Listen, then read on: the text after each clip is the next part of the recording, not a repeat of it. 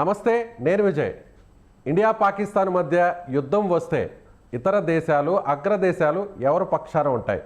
ఇప్పటికే చైనా చాలా స్పష్టంగా పాకిస్తాన్కి సపోర్ట్ చేస్తామని చెప్తుంటే నిన్న రష్యా అధ్యక్షుడు భారత ప్రధానితో నేరుగా ఫోన్లో కూడా మాట్లాడారనేటువంటి ఒక ప్రకటన కూడా చేసింది రక్షణ శాఖ.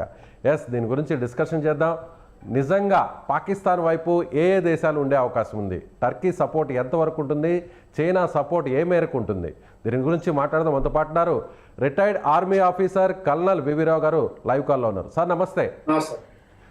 సో రష్యా అధ్యక్షుడు చాలా క్లియర్ కట్గా ఉగ్రవాదం మీద పోరు విషయంలో భారత్కి ఫుల్ సపోర్ట్ ఉంటామని చెప్పారు. మరోవైపు చైనా రాయబారి నిన్న పాకిస్తాన్ రక్షణ శాఖ అధికారులతో కూడా మాట్లాడడం జరిగింది. చైనా సపోర్ట్ అంటే ఆసియాలో ప్రశాంత వాతావరణం ఉండడం కోసం పాకిస్తాన్కి మేము సపోర్ట్ చేస్తామనేటువంటి ఒక ప్రకటన కూడా వచ్చింది. వీటిని ఎలా చూడాలి? పాకిస్తాన్ దాదాపు ప్రపంచంలో ఏకాకి అయిపోయింది. ఉన్న 205 దేశాలు అయితే దాదాపు యునైటెడ్ నేషన్స్ లో 192 దేశాలు 193 దేశాలు ఉన్నాయి. ఆ దేశాల్లో ఎవరు వీటిని పట్టించుకోవట్లేదు. కేవలం ఇప్పుడు వరకు 6 దేశాలు కొంచెం స్పష్టంగా చెప్తున్నాయి. ఒకటేమో చైనా, ఒకటి అజర్బైజాన్, ఒకటి టర్కీ, ఒకటి మాల్దీవ్స్, ఇంకొకటి మలేషియా. ఇవి తప్పించి బంగ్లాదేశ్, ఇవి తప్పించి ఇంకేవి బయటికి రాలేదు. నిన్న ఒక సెక్యూరిటీ కౌన్సిల్ స్పెషల్ మీటింగ్ జరిగింది పాకిస్తాన్ రిక్వెస్ట్. దానికి ఆధ్వర్యం గ్రీస్ వహించింది. ఎవరైతే యునైటెడ్ నేషన్స్ సెక్యూరిటీ కౌన్సిల్ ఆధ్వర్యంలో ఉందో వాళ్ళు నడిపారు. 9 నిమిషాలు ఏకధాటిగా పాకిస్తాన్ అంబాసిడర్ మాట్లాడారు. ఆయన కాశ్మీర్ ఉగ్రవాదం కాకుండా అన్ని మాట్లాడారు. ఎవరు పట్టించుకోలేదండి. అర్థంతరంగా ముగిసింది ఆ మీటింగ్. అంటే ఏంటంటే ప్రపంచంలో అందరూ ఒకే సంఘీభావంతో ఉన్నారు. మన దేశం కూడా ప్రజలంతా ఒకే సంఘీభావంతో ఉన్నారు. Irrespective of religion, caste, creed, anything. ఏంటంటే పాకిస్తాన్ టెర్రరిజంలో ఇన్వాల్వ్, దానికి బుద్ధి చెప్పాల్సిన అవసరం వచ్చింది అని మనం అనుకోవాలి. సో రష్యా అధ్యక్షుడు కూడా మన ప్రధాని మోదీతో మాట్లాడారు ఫోన్ కాల్లో. మా సపోర్ట్ మీకే అంటూ కూడా చెప్పారని ఒక అనౌన్స్మెంట్ కూడా చేశారు. ట్వీట్ చేసింది రక్షణ శాఖ. సో దీని గురించి ఏం చెప్పాలి? అంటే ఫుల్ సపోర్ట్ ఉంటుందా రష్యా మనకి? ఫుల్ సపోర్ట్ ఉంటుందని అనుకోవాలండి. ఎందుకంటే వాళ్ళే మనకి S-400 మిసైల్, ప్రపంచంలో అత్యంత ఆధునికమైన మిసైల్. దీనికి అమెరికా చాలా అపోజ్ చేసింది. రష్యా మీద కూడా చాలా ప్రెషర్ తీసుకొచ్చింది. మన ఇండియా మీద కూడా ప్రెషర్ తీసుకొచ్చింది, తీసుకోకుండా ఉండాలి. కానీ అయినా కానీ మనకి రష్యా సప్లై చేయడం లేదు. అలాగే నిన్న Pakistan defence minister Russian ambassador తోటి మాట్లాడడం, రష్యన్ డిఫెన్స్ మినిస్టర్ తోటి మాట్లాడడం కూడా జరిగింది. కానీ వాళ్ళు స్పష్టంగా చెప్పారు, ఇది ద్వైపాక్షికమైన అంటే ఇండియా పాకిస్తాన్ కి మధ్యలో ఉన్న విషయం. టెర్రరిజం మస్ట్ ఎండ్, ఆ విధంగానే చెప్పారు తప్పితే కానీ పాకిస్తాన్కి ఏమాత్రం సపోర్ట్ ఇస్తున్నట్టు చెప్పారు. మరోవైపు అరేబియా సీలోకి ఇప్పటికే టర్కీకి సంబంధించినటువంటి యుద్ధ నౌక వచ్చింది. దీనివల్ల ఎలాంటి ఎఫెక్ట్ ఉండే అవకాశం ఉంది? అంటే జనరల్గా చూస్తే యుద్ధ నౌకల విషయంలో భారత్దే పైచేయి పాకిస్తాన్తో పోలిస్తే. అసలు పాకిస్తాన్ దరిదాపులో కూడా వచ్చే అవకాశం లేదంటున్నారు. సబ్మెరైన్స్ కూడా వాళ్ళకి ఎక్కడ కూడా న్యూక్లియర్ సబ్మెరైన్స్ లేవంటున్నారు. అంటే ఇప్పుడు ఈ టర్కీ వార్షిప్ రావడం ద్వారా పాకిస్తాన్కి ఏదన్నా ప్లస్ అయ్యే అవకాశం ఉందంటారా? ఉంది. అంటే ఏంటంటే ఇది కరాచీ హార్బర్ లో గెస్ట్ విజిట్ కింద వచ్చింది. ఇది ఒక కార్వెట్ మాత్రమే. అంటే చాలా మన ఇండియన్ షిప్స్ తోటి పోలిస్తే చాలా చిన్న రకమైన షిప్. కేవలం 2500 టన్స్ డిస్ప్లేస్మెంట్ ఉండే షిప్. అందులో కొన్ని ఆయుధాలు కూడా వచ్చినట్టు లెక్క. Especially anti air craft missiles కొన్ని ట్రాన్స్ఫర్ చేసినట్టు రిపోర్ట్ వస్తుంది. ఇది ఇప్పుడే కాదండి. 1965 వార్లో కూడా ఎప్పుడైతే ప్లేట్ తిరగడం మొదలుపెట్టిందో అప్పుడు లాల్ బహదూర్ శాస్త్రి గారు లాహోర్ని క్యాప్చర్ చేయాలని చూశారు. వాళ్ళది చెయ్యి కిందకి వెళ్ళి మనది పై చేయి అవుతుందో అప్పుడు ఇండోనేషియా 2 షిప్స్ కరాచీ పంపించింది. కరాచీ హార్బర్లో పెట్టారు. దీనివల్ల ఏమవుతుందంటే మనకి కరాచీ హార్బర్ని బాంబింగ్ చేయడం చాలా కష్టం అవుతుంది. ఎందుకంటే అక్కడ న్యూట్రల్ షిప్స్. దీని గురించి అంటే ఏంటంటే ఈ విధంగా సెక్యూరిటీ వాళ్ళు పెట్టుకుంటున్నట్టు మనం అనుకోవాలి. సో అలాగే తజకిస్తాన్లో ఉన్నటువంటి ఒక ఎయిర్ బేస్ను కూడా వాడుకుంటే చాలా ప్లస్ అవుతుంది ఇండియన్ ఎయిర్ ఫోర్స్కి. అక్కడి నుంచి కూడా పాకిస్తాన్ మీద అటాక్ చేసే ఛాన్సెస్ చాలా ఎక్కువగా ఉంటాయి. అంటే ఇప్పటి వరకు కూడా ఈస్ట్ వైపు ఉన్నటువంటి బార్డర్ మీదే బలగాలన్నీ కూడా పాకిస్తాన్ మోహరించి ఉంటుంది. వెస్ట్ సైడ్ నుంచి ఒకవేళ అటాక్ చేస్తే ఆఫ్ఘనిస్తాన్ మీదుగా ప్రయాణించి పాకిస్తాన్ గగనతలంలోకి అటాక్ చేస్తే ఖచ్చితంగా మనకి చాలా ప్లస్ అవుతుంది అంటున్నారు. దానివల్ల ఏం చెప్తారు సార్? దాని గురించి ఏం చెప్తారు? తప్పనిసరిగా ఉపయోగించుకోవచ్చండి. మన ట్రైనింగ్ టీమ్ అన్నీ ఉన్నాయి అక్కడ. మన ఎయిర్ క్రాఫ్ట్ కూడా అక్కడ ల్యాండ్ చేయొచ్చు, ఆ పర్మిషన్స్ ఉన్నాయి, మనం వాడుకోవచ్చు. ఎంతవరకు వాడుకుంటాం అన్నది మనం రానున్న రోజుల్లో చూడాలి. సో అలాగే చైనా కూడా ఇప్పుడు సపోర్ట్ చేస్తుందంటున్నారు, రష్యా మన వైపు ఉంటున్నారు. ఇప్పుడు అమెరికా స్టాండ్ ఏంటి? అమెరికా ఎవరి వైపు ఉండే అవకాశం ఉందంటారు? 99% ఇప్పుడు ఏంటంటే ప్రస్తుతం ఉన్న ప్రెసిడెంట్ ఏంటంటే ఆయన ప్రో ఇండియా. తర్వాత ఇంకోటి ఏంటంటే నిన్న మొన్న వాళ్ళకి వాణిజ్యం రీత్యా కొన్ని అగ్రిమెంట్స్ అవుతుంది. అది అమెరికాకి చాలా ఫేవరబుల్గా ఉంది.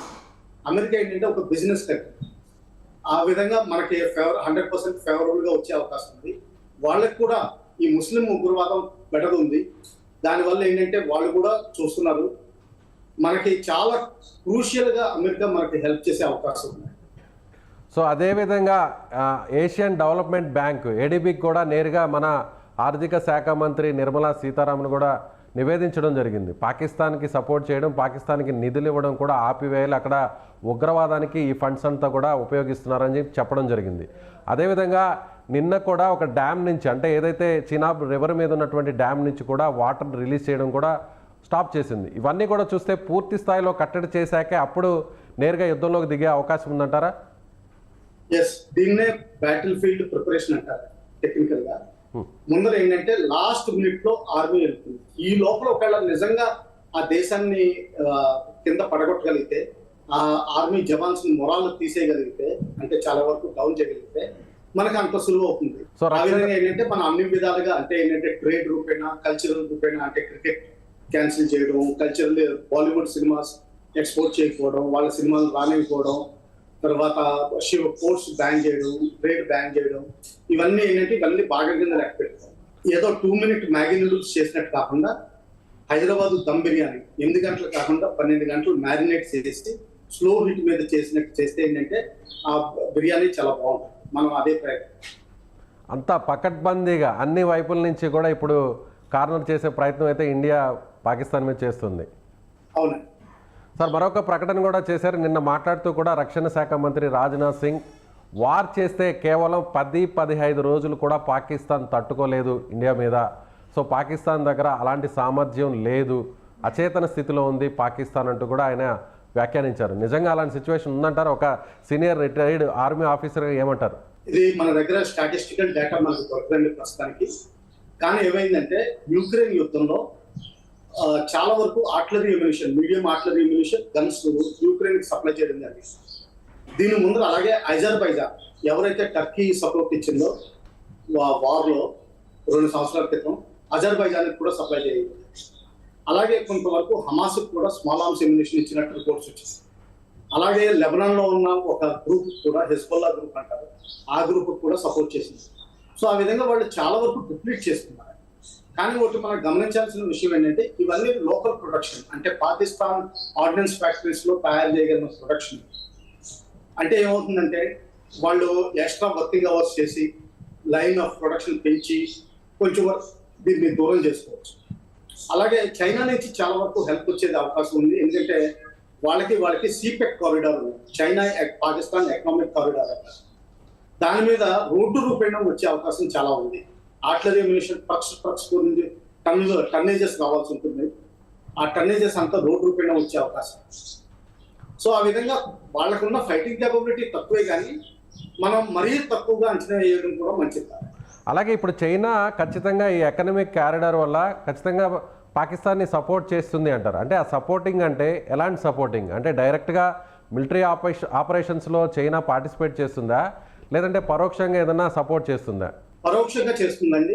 మెటీరియల్స్ అంటే logistics, weapons, ammunition, air craft, ఇంకా ఒక సబ్మెరీన్ కూడా ఇచ్చినట్టు రిపోర్ట్స్ వచ్చినాయి. అది కరాచీలో ఉన్నట్టు, ప్రస్తుతం కరాచీలో ఉన్నట్టు రిపోర్ట్స్ వస్తున్నాయి. అటువంటివి చేయొచ్చారు. అలాగే వీళ్ళకి ఇప్పుడు ప్రస్తుతానికి పెట్రోల్, ఆయిల్, లూబ్రికెంట్స్, డీజిల్ ఇవన్నీ చాలా తక్కువగా ఉన్నాయి. ఆయిల్ ప్రొడ్యూసింగ్ కంట్రీస్ నుంచి కేవలం కరాచీ హార్బర్ ద్వారా వెళ్ళాలి, ఇంకో దారి లేదు.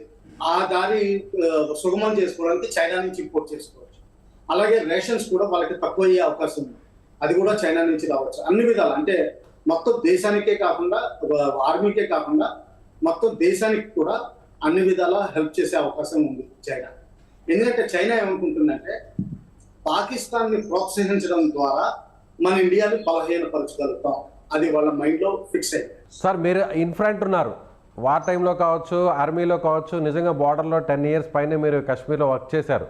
ఇప్పుడున్నటువంటి పరిస్థితులు డైలీ కూడా ప్రధానమంత్రి రక్షణ శాఖ అధికారులతోనూ మంత్రులతోనూ అలాగే త్రివిధ దళాల అధికారులతోనూ ఖచ్చితంగా రోజు కూడా బ్యాక్ టు బ్యాక్ మీటింగ్స్ నిర్వహిస్తున్నారు. అలాగే స్టేట్మెంట్స్ కూడా చూస్తున్నాం. ప్రస్తుతం ఇప్పుడు చివరాఖరికి సివిలియన్ డిఫెన్స్ మాక్ డ్రిల్స్ వరకు వచ్చేసాం. అంటే ఇప్పుడున్నటువంటి పరిస్థితులు చూస్తుంటే ఒక సీనియర్ రిటైర్డ్ ఆర్మీ ఆఫీసర్గా, కల్నల్గా మీరేం చెప్తారు? వార్ వచ్చే అవకాశం ఎంతవరకు ఉంది?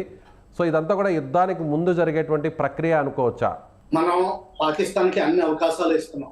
ఏమని చెప్తున్నాం అంటే, మీరు టెర్రరిజం ఆఫ్ చేస్తానని చెప్పండి, సింధు నది అగ్రిమెంట్ మళ్ళీ రివైవ్ చేస్తాం, దాన్ని కేవలం సస్పెన్షన్లో పెట్టారు, దాన్ని కంప్లీట్ క్యాన్సిల్ చేయాలి. బహుశా దాని మీద కొంత డిబేట్ డిస్కషన్ జరగచ్చు, అది వేరే సంగతి, కానీ దాన్ని కూడా చేస్తాం. మీరు టెర్రరిజం ఆఫ్ చేయండి, మీకు మాకు ఏమీ ప్రాబ్లం లేదు. అన్ని ట్రేడ్ రూట్స్ అంటే ఉరి దగ్గర నుంచి, పూంచ్ దగ్గర నుంచి, మేందర్, గోవాగా బోర్డర్, అలాగే ఫిరోజ్పూర్ బోర్డర్, రాజస్థాన్ బార్మేర్ బోర్డర్, అలాగే సముద్ర తీరం కూడా అన్ని విధాలుగా హెల్ప్ చేస్తాం. అలాగే మాకు ఆఫ్ఘనిస్తాన్ రోడ్ రూట్ ఇవ్వండి వయా లాహోర్, మాకు ఆఫ్ఘనిస్తాన్కి ఎక్స్పోర్ట్ చేయడానికి ఈజీ అవుతుంది. ఇవి ఎప్పటి నుంచో చెప్తున్నాం. ఇటువంటి 14 ఇష్యూస్ ఉన్నాయి. అందుకనే ద్వైపాక్షికంగా చర్చించుకుంటామని చెప్పి 1971లో మనకు ఒక అగ్రిమెంట్ అయ్యింది షిమ్లా. వాళ్ళు 50 సస్పెన్షన్ చేశారు. అన్ఫార్చునేట్లీ ప్రస్తుతానికి మాత్రం పాకిస్తాన్ ఏ విధంగానూ లొంగే పరిస్థితి కనిపించట్లేదు. వాళ్ళలో పశ్చాత్తాపం అన్న ఒక శబ్దం కానీ, ఒకటి మాట కానీ, కొంతమంది మౌల్వీస్ వీళ్ళ దగ్గర నుంచి తప్పితే కానీ ఇంకెక్కడి నుంచి అఫీషియల్ కార్నర్స్ లోంచి రావట్లేదు. పబ్లిక్ కార్నర్స్ లోంచి మాత్రం చాలా వరకు వస్తుంది. నిన్న ఒక మసీదులో ఒక ముల్లా గారు అడిగారంట, పాకిస్తాన్ యుద్ధం, ఇండో పాకిస్తాన్ యుద్ధం అయితే ఎంతమంది యుద్ధ రంగానికి వెళ్ళడానికి తయారుగా ఉన్నారంటే ఒక్కళ్ళు కూడా చెప్పారు. అదే తెలుస్తుంది. అలాగే వాళ్ళకి ఉన్న ఇంటర్నల్ ప్రాబ్లమ్స్ కూడా బలూచిస్తాన్ కోఆపరేట్ చేసే ఉద్దేశం లేదు. నార్త్ వెస్టర్న్ ఫ్రాంటియర్ ప్రావిన్స్ అంటే వెస్టర్న్ హాఫ్ అంతా వాళ్ళకి సపోర్ట్ ఇచ్చే ఉద్దేశం లేదు. కేవలం పాకిస్తాన్ పంజాబ్ 100% వస్తుంది. 60-40% సింధు ప్రాంతం నుంచి రావచ్చు. కొన్ని దేశాలే, ఆ దేశాలు కూడా డైరెక్ట్గా హెల్ప్ చేయలేవు. వాళ్ళకే ఆ మాత్రమే సపోర్ట్. కేవలం వాళ్ళకి మిగిలిన సపోర్ట్ ఏంటంటే ఓన్లీ చైనా. ఆ తర్వాత ఏంటంటే న్యూక్లియర్ కాదు, మా దగ్గర న్యూక్లియర్ వెపన్స్ ఉన్నాయని ప్రపంచానికి మొత్తుకుంటున్నారు. ఆ మొత్తుకోవడం వల్ల వాళ్ళు ఏమనుకుంటున్నారంటే ఇంటర్నేషనల్ ప్రెషర్ ఇండియా మీద వస్తున్నారు. కానీ వాళ్ళకి ఈ మధ్యన అంచనాలు సరిగ్గా వేయట్లేదు.